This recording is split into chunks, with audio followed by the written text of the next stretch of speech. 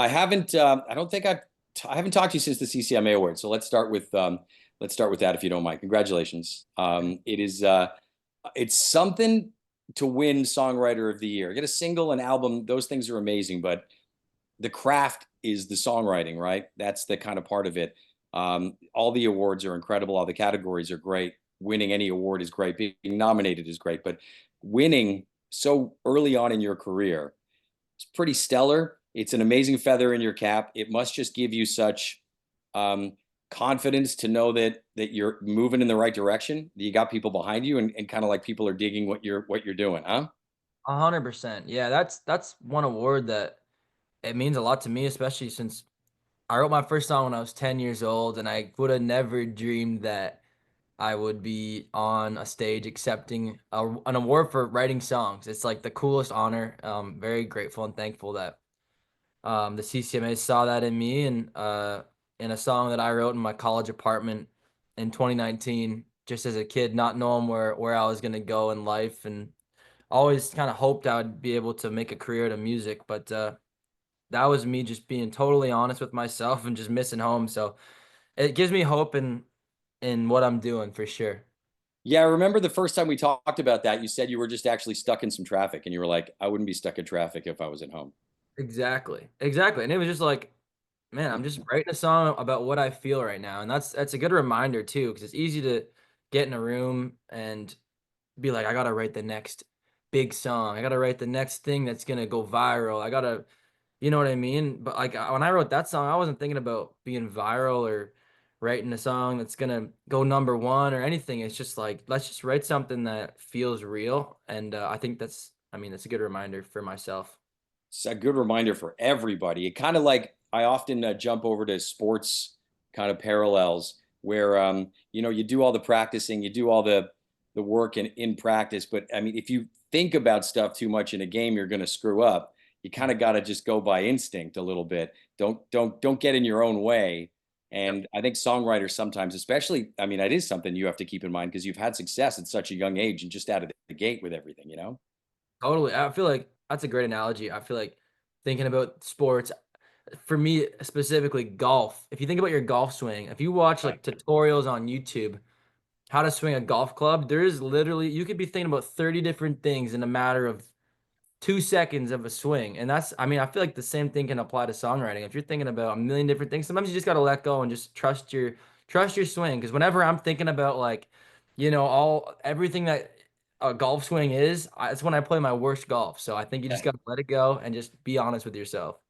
Yeah, I mean, get the muscle memory going. You got the hours on stage and the Yeah. practice and stuff, and you know how to play your guitar, and you've sung enough so that if an audience buys a ticket to come out and see you, you're paying them the respect of having put the work in, Yep.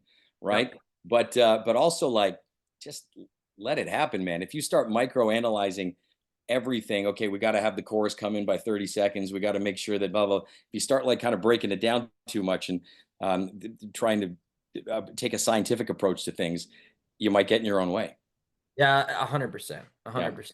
Yep. that's cool, man. Well, Old Dirt Roads is going to be such a great title for a song, such a great title for a tour, and something that you're going to wear, a badge that you're going to wear proudly for the rest of your career.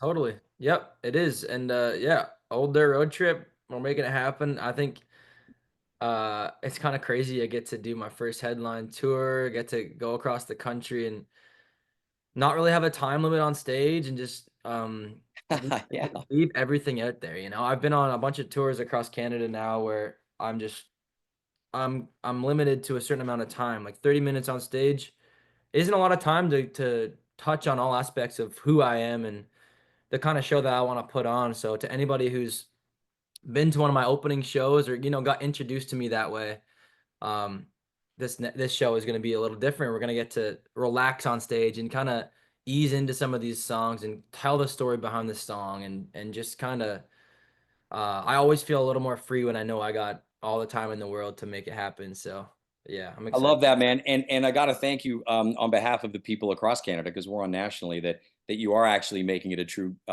coast to coast tour as well, making sure that you head out east and out west and take care of everybody. Oh yeah. Yep, we're going to be all over this country. Um And it ain't gonna be the last time we're gonna be as well either. We're planning on doing this for a while, so uh, I'm excited to bring a trailer full of stuff that we're gonna load on stage and make the stage our own and get to bring out some really cool openers that I'm huge fans of. We got Eric Brandon, Dylan James, Riley Taylor, and Sasha all coming on the road with us, and they're very talented, and I can't wait to watch their show either. So this is gonna be super fun. You know that it's also just like a real pat on the back when you're allowed to release a deluxe version of an album that people already dig. You know what I mean? It's kind of like, all right, there's kind of more there. There was more that you didn't release the first time around because truly when even if you have a hit single, then the album comes out, whether it's an EP or full length or whatever it is, you don't know how it's going to be received, but it gets received so well. And the tours that you do they sell so well. The sponsorships that you have, the partnerships that you make in the industry work out so well that people are like, oh, there's more where that came from. And now we're going to put that out almost as a thank you to the fans who want a little bit more before the next record comes out.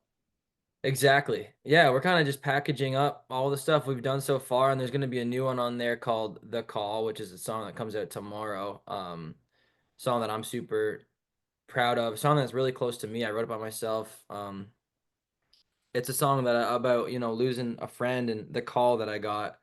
Um, and I remember that day vividly. I'll never forget that call, and I think everybody can relate to that in some way or another in their lives. And this song is just a stripped down. It's me and an acoustic guitar in a room. I sang it one take.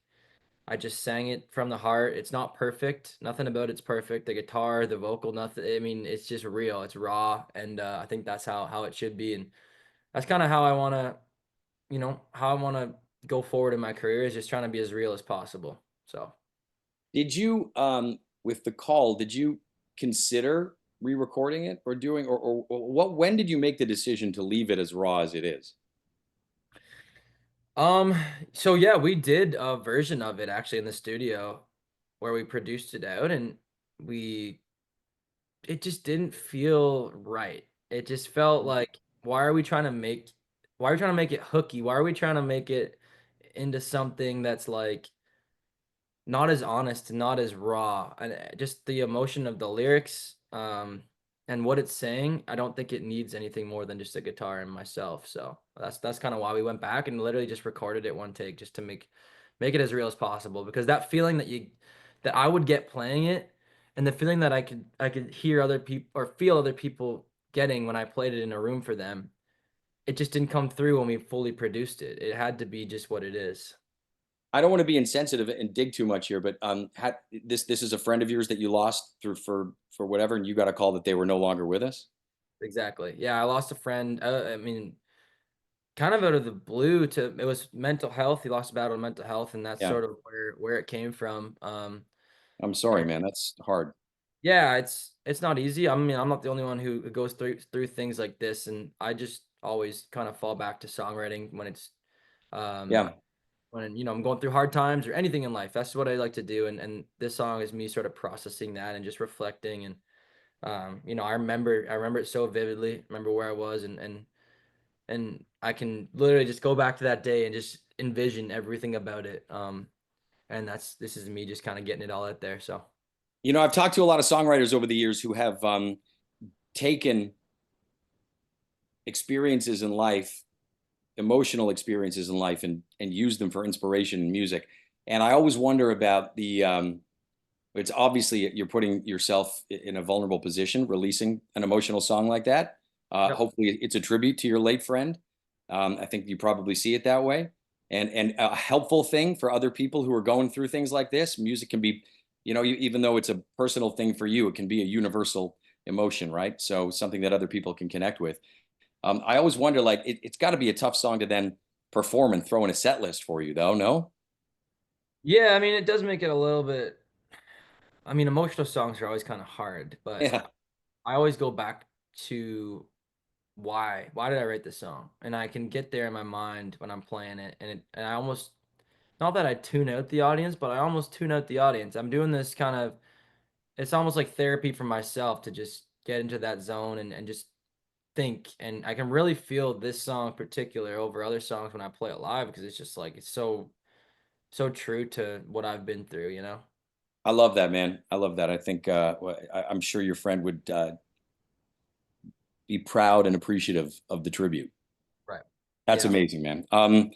We're playing Moonshines like crazy. It's one of the songs that I occasionally, I mean, this is a hazard of what I do for a living, but it's occasionally one of the songs that I wake up with. When I get up to do my morning show in Toronto, it's sometimes Moonshines is the one that's on repeat in my head on Let's heavy go. rotation. Yeah, yeah, no, it's good. It's usually a good sign for the artist if it makes it into this cranium here. So I wake up with Moonshines in my head. Tell me what Moonshines means to you now that you know it's been so warmly received. I mean, I wrote it in a writing on a writing retreat with my buddies Daryl and Jesse, and we were in Bob Cage and just having a couple beers, enjoying ourselves for a weekend.